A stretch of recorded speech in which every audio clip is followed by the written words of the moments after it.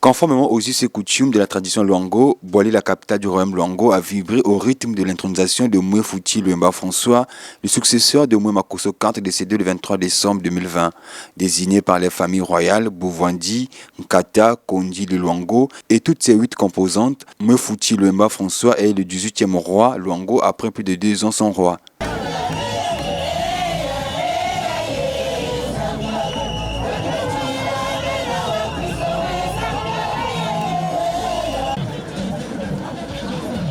Cérémonie marquée par la présence des autorités politico-administratives, de la reine Galifuru, du roi Makoko, du royaume Téké, des délégués des royaumes des pays frères dont le Bénin, le Gabon et l'Angola. L'évocation des faits historiques du royaume Luango, le rituel du sacre et la remise des attributs du commandement ont acté cette intronisation. Pour la diaspora, ça représente quelque chose de bien du fait que tout est rentré dans l'ordre.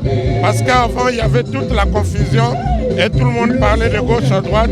Je suis venu sur place, appréhender les choses et je suis convaincu que le roi est là et tout est en ordre.